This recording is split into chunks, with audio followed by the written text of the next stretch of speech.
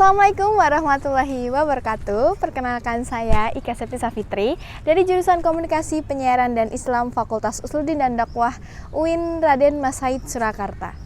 Pada kesempatan kali ini saya akan membawakan salah satu materi mengenai storytelling dari mata kuliah Manajemen Dakwah yang diampu oleh Bapak Abraham Zaki.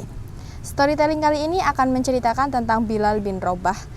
Bilal bin Rabah merupakan sahabat Rasulullah SAW yang lahir di daerah Asoroh, sebuah lingkungan di kota suci Madinah sekitar tahun 43 sebelum Hijriah. Ayah beliau yang bernama Rabah yang merupakan seorang budak, sedangkan ibunya yang bernama Hammamah yang juga merupakan seorang budak wanita berkulit hitam. Dikarenakan fisik dari ibu beliau, sebagian orang memanggil Bilal dengan sebutan Ibnu Sauda atau putra wanita hitam. Para ulama hadis menggambarkan sosok Bilal ini sebagai laki-laki yang hitam, kurus, tinggi, berambut lebat, dan berjambang tipis. Beliau dibesarkan oleh ayah dan ibunya di kota Makkah. Saat menjadi budak, Bilal ini sering mendengar cerita tentang Nabi Muhammad SAW yang memang dibicarakan penduduk Makkah pada saat itu. Dikarenakan mulai menyebarkan ajaran agama Islam dan di tengah banyaknya perdebatan mengenai Rasulullah SAW pada masa itu, Bilal dengan yakin ingin menemui langsung Rasulullah SAW dan menyatakan ingin memeluk Islam. Walaupun status beliau pada masa itu masih menjadi budak. Kabar keislaman Bilal ini tersebar ke seluruh negeri pada waktu itu.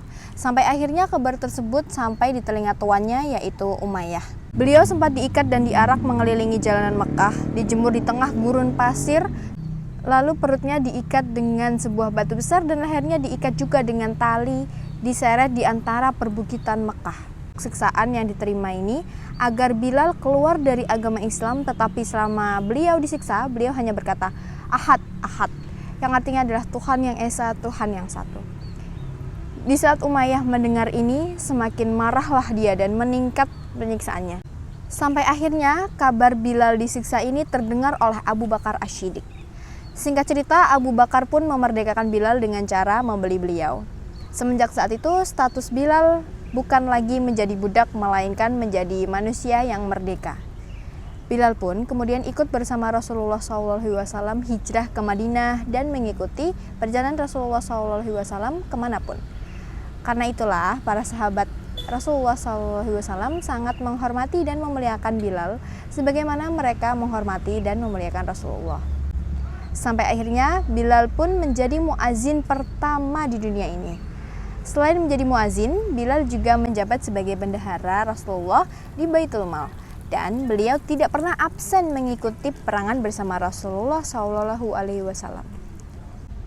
Kemudian Bilal bin Rabah ini tidak hanya karena menjadi muazin, tetapi juga karena keimanan, ketakwaan, ketulusan, dan kesucian beliau inilah yang membuat beliau mendapatkan sebuah penghargaan yang sangat-sangat tinggi bagi setiap orang yang beriman, yaitu dirindukan oleh surga. Masya Allah.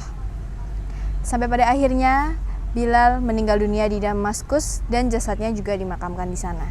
Itulah tadi sedikit kisah dari seorang Bilal bin Rabah. Saya memohon maaf jika ada kesalahan kata dan kurang lengkapnya informasi. Dan semoga amalan Bilal bin Rabah serta para sahabat Nabi lainnya bisa kita terapkan juga di kehidupan kita sehari-hari supaya kita bisa menjadi bagian dari mereka juga, yaitu orang-orang yang dirindukan oleh surga. Amin ya rabbal alamin. Terima kasih. Assalamualaikum warahmatullahi wabarakatuh.